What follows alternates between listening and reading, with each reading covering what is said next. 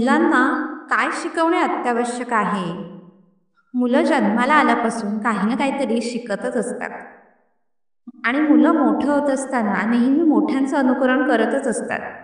त्यामुळे मुलं लहानाची मोठी होत असताना हे लक्षात असणं फार महत्त्वाचं आहे, की मुलांपासून काहीही लपवू नये. जी काही परिस्थिती असेल, आर्थिक किंवा सामाजिक किंवा आणखी काही ज्या काही समस्या असतील त्या मुलांना सोप्या शब्दात सांगता आल्या पाहिजेत. मुलांचा ना प्रत्येक हट्ट पुरवणं गरजेचं नाही आहे.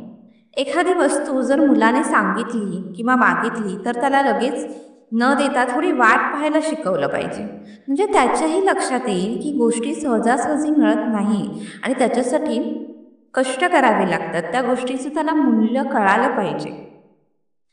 लहान मुलांना आपण एकमेकांबद्दल सहानुभूती कशी ठेवू शकतो, कशाप्रकारे ठेवू शकतो, हे आपण कसं काय शिकवू शकतो? तर सर्वात पहिला मुद्दा म्हणजे घरामध्ये नवरा-बायकोने एकमेकांची इज्जत करायला शिकलं पाहिजे. छोट्या-छोट्या गोष्टींसाठी तीव्र भांडण घरामध्ये वातावरण खराब करून तुमच्या मुलांवर वाईट संस्कार लावतात आणि मुलं जे घरात पाहतात, त्याचप्रमाणे बाहेर वागण्याचा प्रयत्न करतात. गावाकडच्या लोकांचे कपडे मळकट असतात, त्यांच्यापासून दूर राहा असं शिकवण्यापेक्षा तुमच्या मुलाला हे शिकवा की प्रत्येक माणूस हा समान आहे, प्रत्येकाचा आदर केला पाहिजे. त्याला एकदा तरी अनाथाश्रमात घेऊन जा आणि तेथील मुलं आई वडील नसून सुद्धा कशी आपुलकीने राहतात हे दाखवा. त्या मुलांना बघून त्याला आई वडिलांची खरी किंमत कळेल आणि ज्यांना आई वडील नाही त्यांच्याबद्दल आदर वाटायला लागेल. प्राण्यांना, पक्ष्यांना एक जरी भाकरीचा तुकडा खाऊ घातला तर ते आयुष्यभर तुम्हाला विसरत नाहीत. तुमच्या मुलाला शिकवा की प्राणी माणसासारखे बोलू शकत नाहीत, पण प्राण्यांचं मन माणसापेक्षा सुद्धा हळवं आणि कोमल असतं. तुमच्या मुलाला त्यांच्या आजी आजोबासोबत मनसोक्त खेळू द्या आणि खूप गोष्टी त्यांना आजी आजोबांकडून शिकायला मिळते. तुमच्या मुलाला ना पैशाबद्दलची गरिबी आणि श्रीमंती याच्याबद्दलची माहिती करून द्या. दोन वेळेच्या जेवणासाठी दिवसभर काबाड कष्ट करणारा हमाल आपल्या आईवडिलांना अनाथाश्रमात न ठेवता स्वतःच्याच मोडक्या तोडक्या घरात ठेवतो, तोच खरा श्रीमंत माणूस असतो. आणि जो करोडोची संपत्ती कमवून देखील त्याच्या आईवडिलांना अनाथाश्रमात सोडून येतो ना, तो सगळ्यात जास्त गरीब असतो. अजून एक मोठा सल्ला आहे तुमच्या मुलांसाठी, की तुमच्या मुलांसमोर कधीही दारू, तंबाखू, सिगारेट इत्यादी गोष्टींचं सेवन करू नका. 90% मुलं ही आपल्या आईवडिलांच्या पायावरच पाय ठेवून चालतात. आता मुलांना अधिकाधिक काय शिकवणं अत्यावश्यक आहे? तर आपली परिस्थिती कितीही चांगली असली तरी त्यांनी मागितलेले हट्ट कधीच पुरवले नाही पाहिजेत. म्हणजे लगेच त्यांना वस्तू आणून नाही दिली पाहिजे.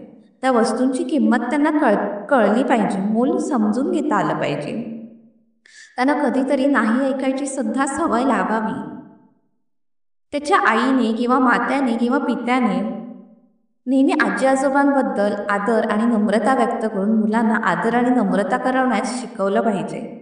शिक्षण किती महत्त्वाचं आहे, आपण किती खर्च करतो, त्यासाठी स्वतः किती अभ्यास कसा केला पाहिजे, शारीरिक व्यायाम, बुद्धिमत्ता कशी आत्मसात होईल, आपण स्वतः कशी काय मुलांना सांगितलं पाहिजे. मुलं हे जास्त आईवडिलांचंच अनुकरण करत असतात. जीवनात पैसा उपयोगाचा आहे, पण तो मिळवण्यासाठी स्वतः कशा प्रकारे मेहनत करीत आहोत, कोणासाठी ज्ञात होऊ द्या. म्हणजे सांगावं की संगत आणि सोबत कोणत्या मुलाची असावी त्याची कल्पना द्यावी. या सर्व गोष्टीसाठी आपल्या मुलांचं वय योग्यतेचं असणं जास्त महत्त्वाचं आहे.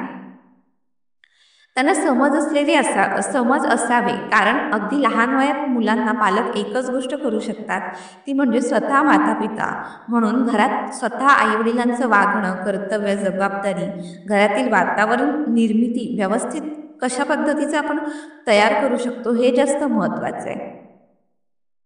अशा घरातील मुले कधीही चुकीचं वागू शकत नाहीत, कारण त्यांचे बालपणीचे संस्कार मोठ्या वयात कामाला येतात. मुलींना नेहमी आईने आणि आजीने शिक्षणाबरोबरच घर सांभाळणे, संसार सांभाळणे, माणसे नाती जोडून ठेवणं हेही धडे दिले पाहिजेत. त्यासाठी ना स्वतः आई आणि आजीने आदर्श ठेवला पाहिजे, म्हणजे शिकवण्याची गरज भासणार नाही. शेवटी आजकालच्या युगात आपली मुले आपलेच तर अनुकरण करतात आणि जे बाकीचे असते ते बाहेरच्यांचं पाहूनच शिकतात, असं काहीसं पाहायला मिळत आहे. म्हणून त्यामुळे शिकवण्यापेक्षा मुलांना तसं घडवा जसे आपण अपेक्षा ठेवतो. अर्थात मुलं आपली नेहमी आईवडिलांचं आणि घरच्यांचंच आदर्श ठेवत असतात. आपण ना आपल्या मुलांना आर्थिकदृष्ट्या स्वतंत्र राहण्यास कसं शिकवाल? कसं प्रशिक्षण द्याल? तर मुलांना ना 12वी पर्यंत शिकवून पुढील शिक्षण त्यांना स्वतः जॉब करून पूर्ण करून द्यावे. लवकर कमवायला लागल्याने त्यांना पैशांची किंमत कळेल आणि त्यांना पैसे कमवणे किती कष्टाचे आहे. मग आपोआप ते स्वतःच शिक्षण, जॉब आणि लग्न स्वखर्चाने करतील. अशाने ते आर्थिकदृष्ट्या स्वावलंबी व्हायला मदत होते आणि स्वतंत्र सुद्धा होते. आणि त्यांना समजवायचं की खरा शिकलेला माणूस तोच आहे ज्याला पैसे कमावण्याची अक्कल असते.